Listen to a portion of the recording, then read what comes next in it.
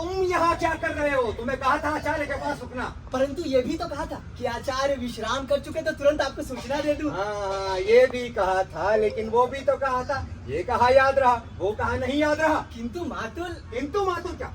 मातुल मूर्ख है। तुम मातुल को मूर्ख समझते हो? नहीं मातुल। नहीं?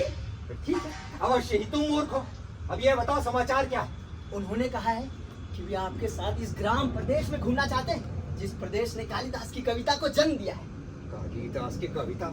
मुझे समझ नहीं आता कि इतने बड़े आचार्य को इसकी कविता में क्या विशेषता दिखाई देती। अरे इसे लोक व्यवहार का तो ज्ञान है नहीं, और तुम लोक नीति की बात करती।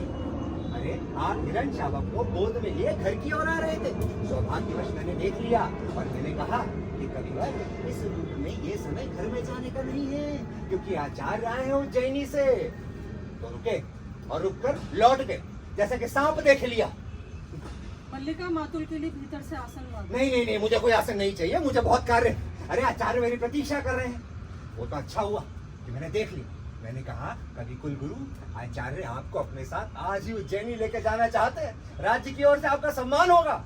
तो रुके और रुककर अंगारों की सी दृष्टि डाली मुझ पर और कहने लगे, मैं राजकीय सम्मान से प्रीत होने के लिए नहीं बना हूं, मुझे नहीं चाहिए राजकीय मुद्राएं। जैसे राजकीय मुद्राएं तो इनके गृह में घुली जा रही हैं। अरे मुझे समझ नहीं आता, मेरे लिए तो धर्म संकट खड़ा हो गया है ना, कि इनका अनुनय करते करते इनके पीछे घूमूं या फिर अभ्यागतों को देखूं और इस निक्षेप को देखूं। इससे कहा था कि आचार्य के पास बैठे, और ये दूरहीन चक्र की तरह मेरे पीछे पीछे चला आया है। किंतु मातुल, मैं तो समाचार देने के लिए आपका धन्यवाद। मुझे समझ नहीं आता कि अब एक काम करो, जहां भी वो दिखे उसे ढूंढ कर ले आओ, क्योंकि मेरा कर्तव्य कहता है कि कुछ भी हो मैं उसे आचार्य के सामने प्रस्तुत करूं। लेकिन मेरा मन कहता है कि जहां भी दिखे उसकी चोटी पकड़कर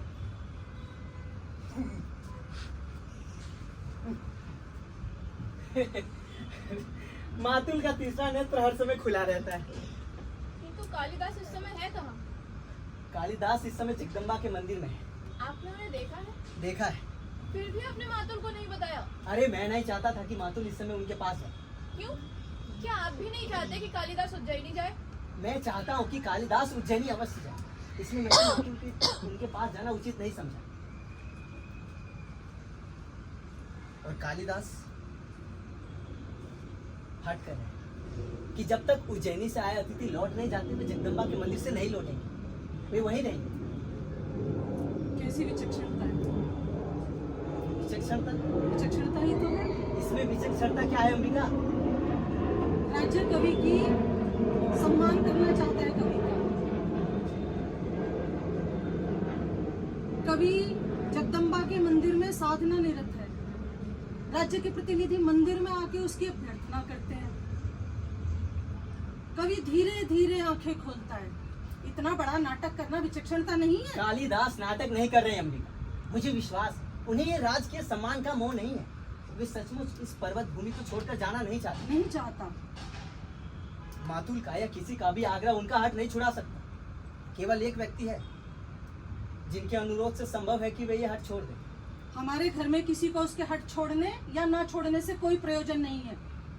कालिदास अपनी भावुकता में भूल रहे कि वे इस अवसर का तिरस्कार करके बहुत कुछ खो बैठे हैं। योग्यता 1/4 व्यक्तित्व का निर्माण करती है, शेष पूर्ति प्रतिष्ठा द्वारा होती है। कालिदास को राजधानी अवश्य जाना चाहिए। तो इसमें बाधा क्या है? मैंने अनुभव किया, उनके हट के मूल में कहीं गहरी कटुता की रेखा है। मैं जानती हूँ वो रेखा कहाँ है। कुछ समय पहले ही एक राजपुरुष से उनका सामना हुआ है।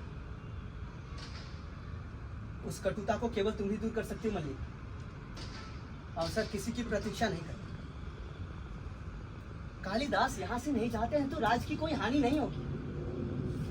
राज कवि का स्थान रिक्त नहीं रहेगा, परंतु जो कालिदास आज है जीवन भर वही रहेंगे, एक स्थानीय कवि।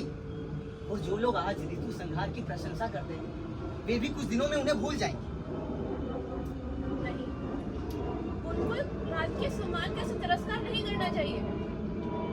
चलिए मैं जगदम्बा के मंदिर चल के। मल्लिका, माँ, मुझे बाहर के व्यक्ति के सामने कहना होगा कि मैं इस समय तुम्हारे वहां जाने के पक्ष में नहीं हूँ। माँ ये बहुत महत्वपूर्ण क्षण है, कृपया अभी मुझे मत रोकिए। चलिए। निक्षेप बाहर का व्यक्ति नहीं अंबिका, क्षमा चाहता हूँ अंबिका।